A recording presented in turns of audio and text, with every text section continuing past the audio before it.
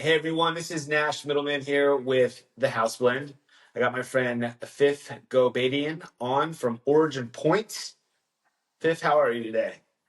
Doing great. No complaints except for the weather, but life is good. I know, right? We got a break Yeah. yesterday. Yesterday was gorgeous. Yes, it was Um, fantastic. Yeah.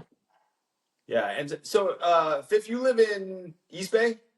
Marin County. You're in Marin County. Okay. Yeah. What's Yeah. your go-to coffee spot out there?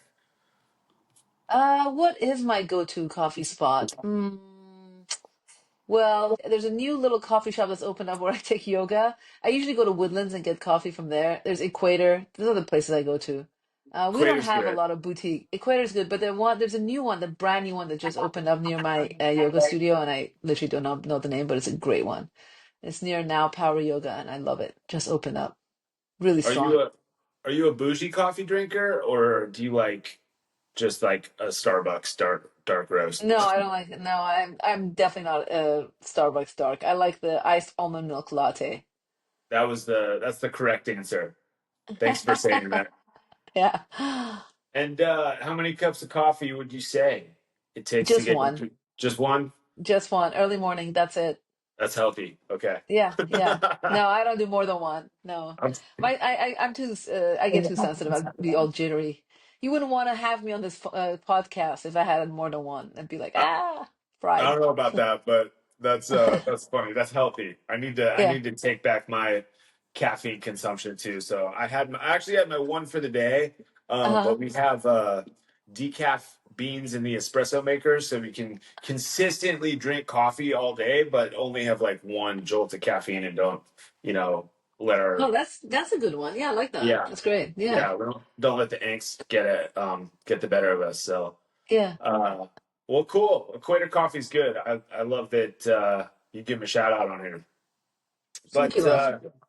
the reason I really wanted to have you on today was to talk about this lull that we're seeing in the condo market. I know that you and your friends over at Origin Point have some deals and some insights into the condo market, but we were talking about it at our last sales meeting, and the condo market hasn't really recovered since COVID.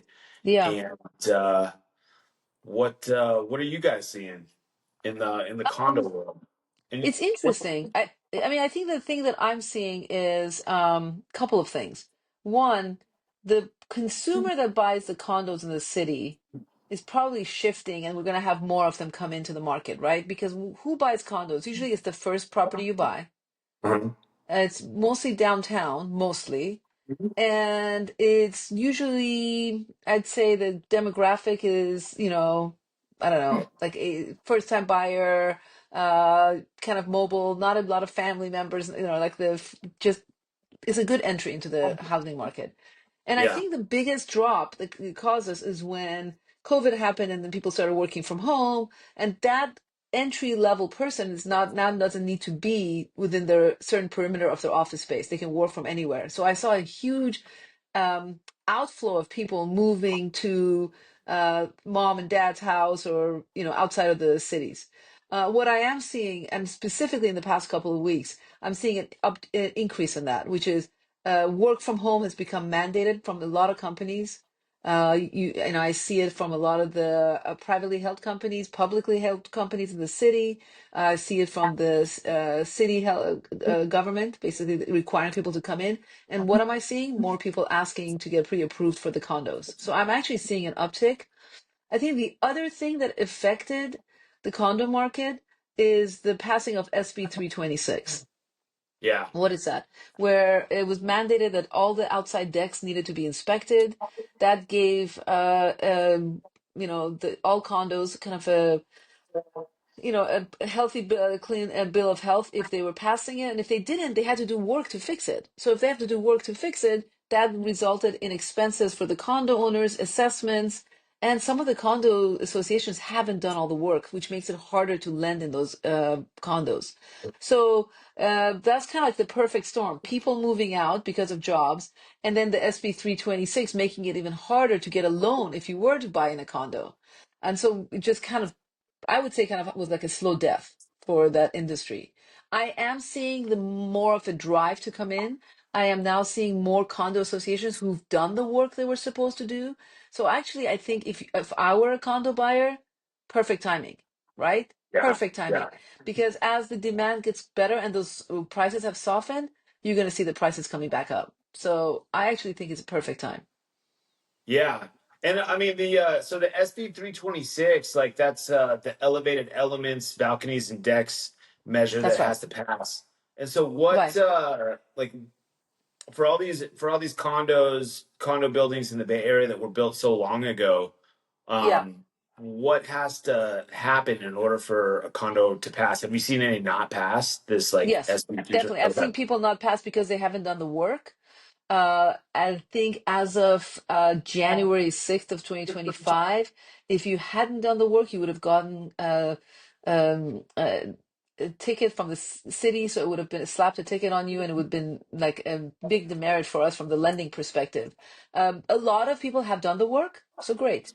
And I do have lenders that will lend to a unit if the unit is fine. So if you have a condo building and the decks for 20 of them have been fixed, but there's two that are still they're working on, we can lend on the other 20. Are the rates as good as what you would get if all the work was done? No. Do you have to put more money down to buy them? Yes. But we can still get financing as long as most of the work on most of the units has been done. What am I seeing now? I would probably say a good 70 or 65% of associations have done all the work. And Well, that it that's makes helpful. it more lendable. Yeah, I definitely feel like I think we're actually coming out of the slump is my estimation. Oh, cool. So are you pretty optimistic about the condo market bouncing back in Yeah, 2025 or yeah, and any actually indicators? the other thing that I'm seeing, which is interesting, so I'm talking about the demographic of the person who's buying the condo, the younger first-time home buyer. And then I was talking about how the SB 326, I'm seeing that resolved.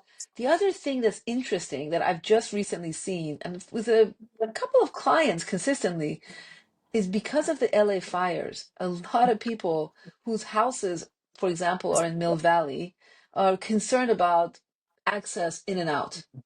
Yeah. So if they have kids and they're empty nesters, there's definitely if I have seen, believe it or not, and this is very new, a couple of my clients calling and saying, you know what, we want to sell and we want to move to the condo in the city. Downsizing, simplifying, and I think the LA fires spooked quite a few people. Interesting. Because I was Hmm. actually just looking at some of the inventory in San Francisco, and like right now, it's not the best metric because there's so many different pockets of the city, but Yeah.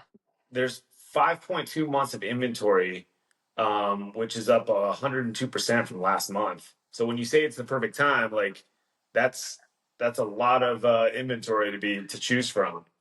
Right. I think Um, that people are from my understanding, people are kind of encouraging a lot of listing agents are saying, you know what, bring it on now because I definitely am seeing much more of a demand for it than I've ever seen before. If you'd called me even 6 months ago, I would have said, I don't have any clients who are interested in going downtown. Why would oh, they have to go downtown or buy? And I'm not saying all condos are downtown, let's just be clear. But yeah. I'm saying the bulk that are near working environments. Plus, I have a lot of clients who are moving back. They have to. They have to come back because they have to work from the office now. So, I love the optimism because I feel like the condo market has been dead, especially in the East Bay. yeah, With this new like SB 326, and then you hear about the stats about increased special assessments yes, because people need to do the work.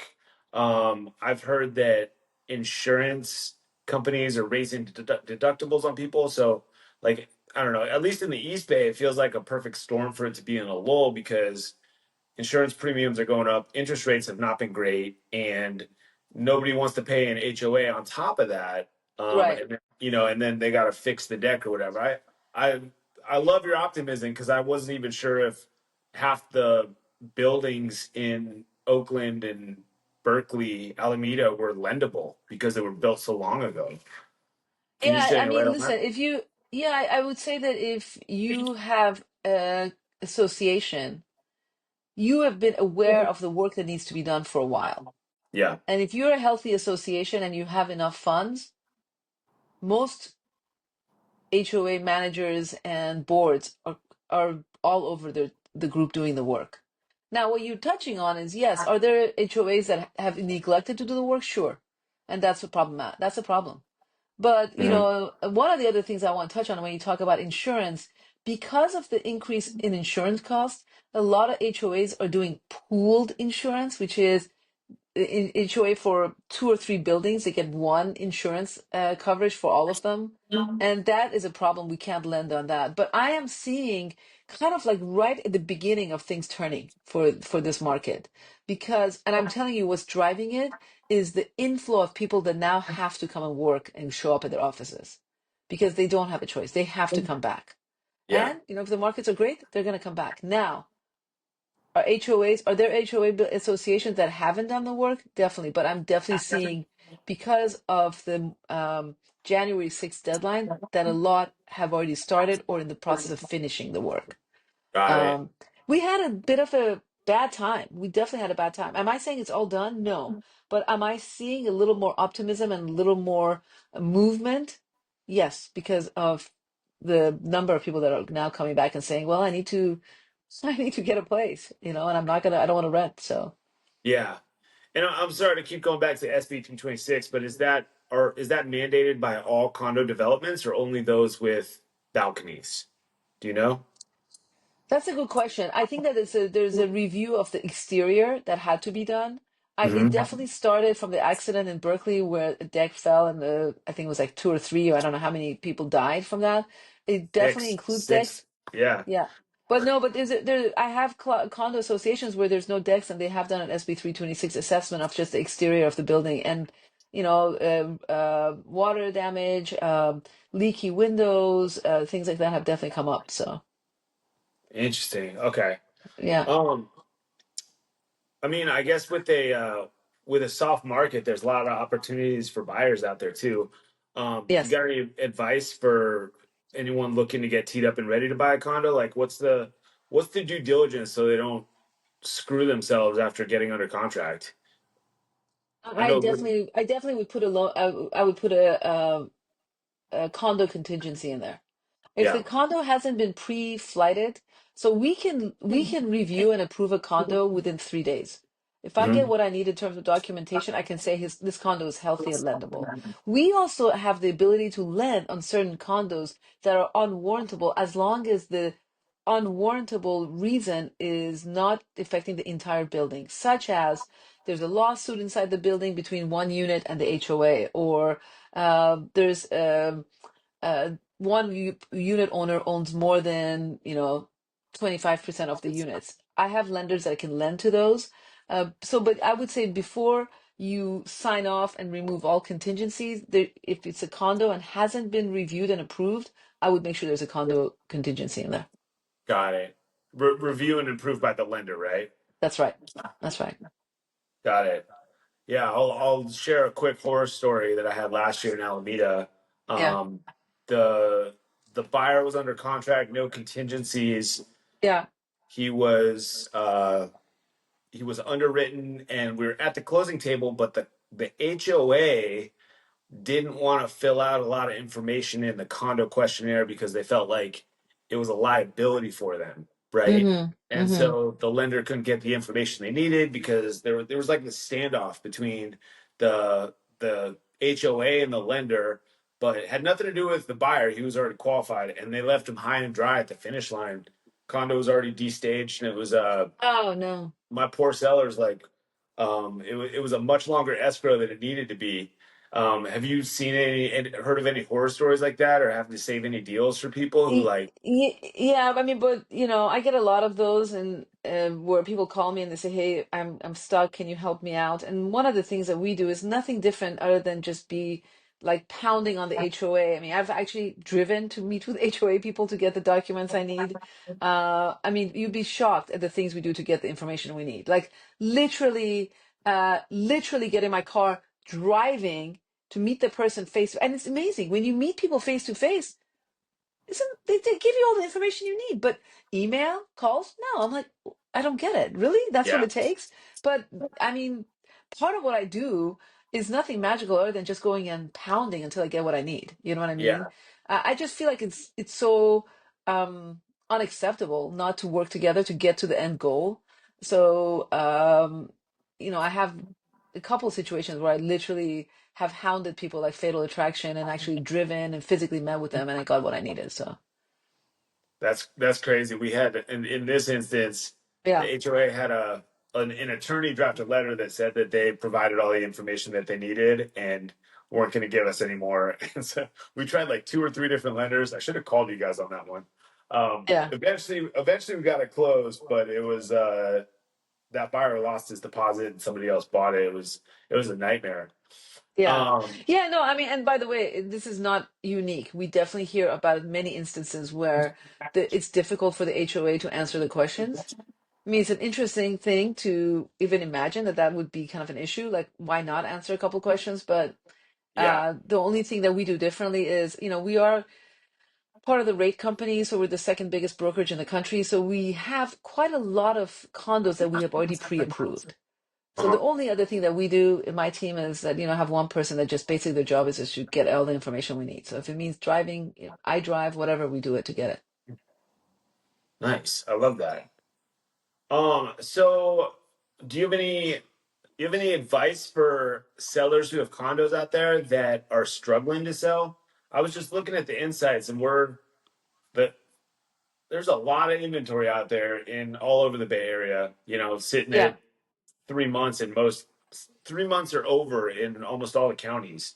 Um, so I know that there's a lot of inventory. Any suggestions for sellers who are struggling?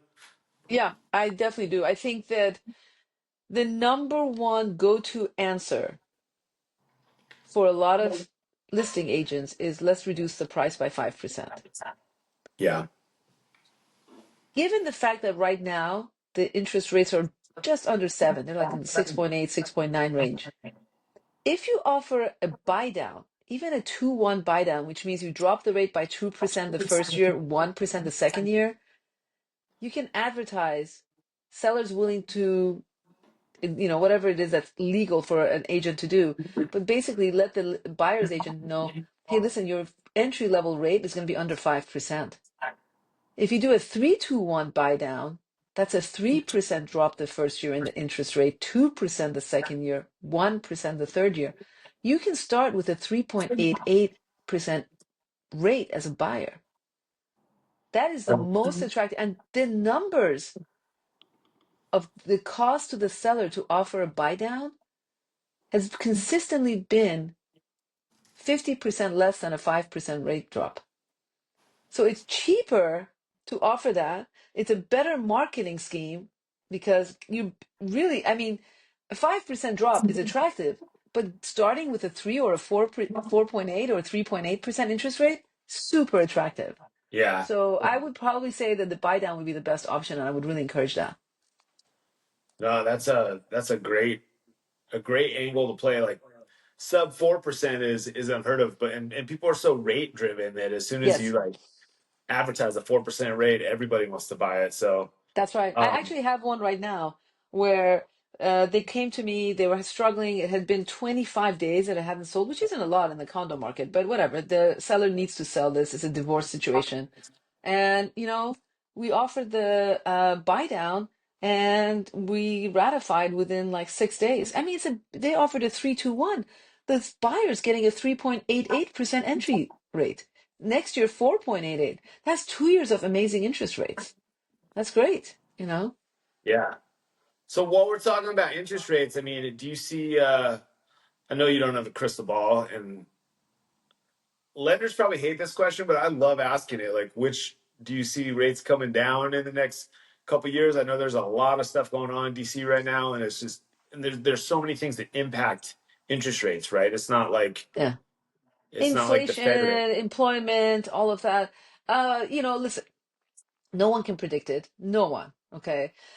Whatever I tell you tomorrow can be different, but based on what I've heard, the administration is very, very keen and very focused. The Treasury Secretary and President Trump are very focused on bringing long-term mortgage rates down. They've already Nice. done something where they've issued shorter term treasuries so that you can see the adjustable rate mortgages are softened a bit. They were all Oh, along the same. So you see a dropping in that, but their main focus is to bring mortgage rates down. But who can expect when it's going to happen? sure, sure. And so like with condos being, such a great buy for entry level buyers to get their foot in the door, Yeah. um, you'd suggest, a low down payment with an interest rate buy down in order to like get the foot in the door and then refinance in the next few years. To get the buy down, you have to put 20% down in most cases. Okay, there are buy Mhm. downs where you can put less, but in general, um, I would say get in the market and negotiate for a buy down if you can, or get an adjustable rate mortgage if you can't do it. You know what I mean? But yeah, I would say 100%. Uh, negotiate any kind of a buy down that you can, even if it's a 1% drop the first year, it would be helpful. Yeah. Yeah. Yeah. Yeah, So look for some stale listings and go to town. Or that's if you're right. a Exactly. seller, advertising a credit for a buy down is the move. That's right. Um, no, that's super helpful. And this might not be your wheelhouse, but do you see like insurance for condos getting more expensive in the cities in a lot of areas? I feel like rates aren't necessarily going down, or excuse me, policy premiums aren't necessarily going down. Um, Yeah, but I mean, I think what's at some point we're gonna pay for the cost of insurance of what happened in LA, and what's happened in the Napa area previously. I mean, it's just it's very expensive for insurance companies to insure in the Bay Area, right? yeah, Or in yeah, general. I think it'd be naive to think that we're not gonna at some point pay for that. You yeah, know. Um, is it going to affect condos as much as it's going to affect single families up in the hills? Probably not.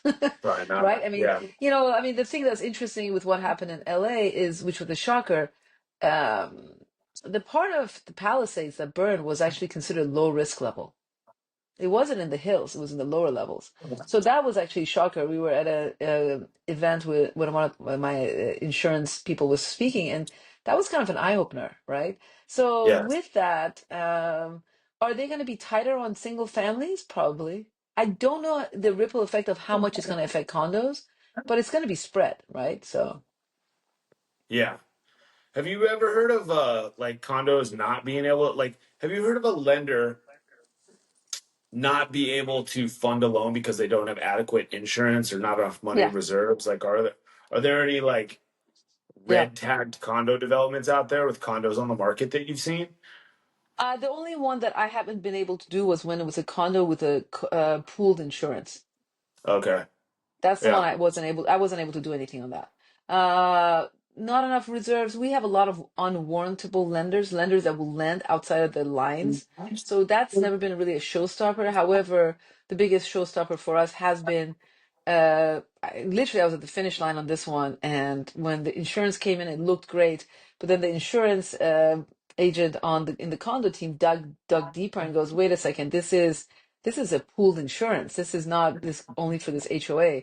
Pooled insurance means that they have a certain amount that they're insuring, banking on the fact that not all these condos are going to fall apart at the same time. Yeah. So there's not enough insurance to cover all if all three buildings or all three fell apart, and that won't fly. That's not acceptable. That's not acceptable. So we weren't able to close on that deal. That's probably the only time I wasn't able to close on a condo. Got it. Okay. Yeah, Um, what about TICs? Like are you guys lending on TICs? I know that's a challenge in the yeah. lending world as well. No, we're not. I don't lend on fractional TICs. We do Okay. TICs if it's two or three people who are buying a building and closing as tenants in common. But Okay. fractional started, what in the two thousands, early 2000s. I remember late 1990s, early 2000s. And Bank of Marin was the first proponent of it, right? It was a big establishment in Marin County. Uh, it kind of took off for a little bit. We saw the Telco, Redwood, they offer it. San Francisco, Bank of San Francisco offered it. Sterling offered it. And then they kind of started dialing back. It's just never become a common product that lenders offer. So. Yeah, yeah, they're a challenge. For Yeah, anyone listening, TIC is a tenancy in common. Look like a condo, smell like a condo, but the way that ownership is held is fractional. You're not deeded to a specific unit, so that creates lending challenges. So if you see a condo on the market that it looks like it's discounted, it's probably a TIC. Uh-huh. Uh, all right. Well, Fifth, this has been really, really helpful. Any other great advice that you got for buyers or sellers of condos that can help them navigate this lull that we're seeing in the market?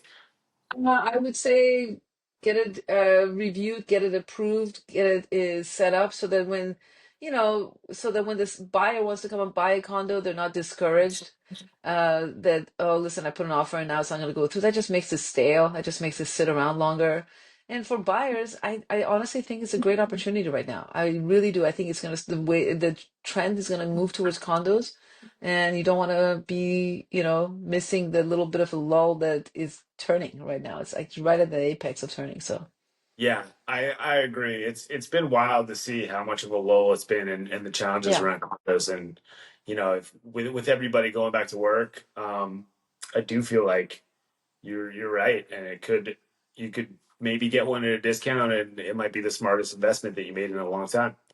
yeah, Um, I'll just share one more story. I mean, I know there's a lot of people out there who uh, see the HOAs and like, oh, I don't want to pay, three, four, $600 for an HOA. Um, there is great value in that when yeah. you don't have to maintain any exterior elements of the property. Assuming that the work with the balcony is all done, there's no special assessments coming up. Um, the older houses that we have in the Bay, I paid 30 grand for a roof, and when I did that, I was looking at a condo like, a $300 HOA sounds great when you're Oh spending yeah, that much and money. you can lock the door and go on like on a 2 month vacation and not worry about anything else really. Totally, totally. Yeah, So no, yeah, I just wanted to share that yeah. personal That's true. experience. Yeah, it makes Personal sense. experience. Yeah, totally. Well, Fifth, this has been really great, and I really appreciate you being here. Of course. Fifth Ghobadian, everybody with Origin Point. I'll definitely link your information in the everywhere we post this podcast, and so people can reach out to you. And yeah, so you're up in Marin. Yep. I'm You up in Marin in the Mount Tam area. Oh, love it. Yeah, I know. I love it. Bike rider, I'm a runner. runner? It's a good Yeah, place to ride. I love it. It's fantastic. Yeah, I, I no complaints. It's beautiful up here. So. yeah, I'm right on the bridge, so right next to the Richmond Bridge. So I jam over Oh, there okay. to ride my bike, go to Stinson, Tennessee Valley. I love it out there too. So Yeah, yeah. You can't near get enough of paradise. it.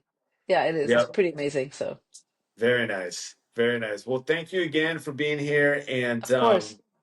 I'll there you have Fifth Ghobadian, everybody. Okay. Dude. Okay, there's the record button.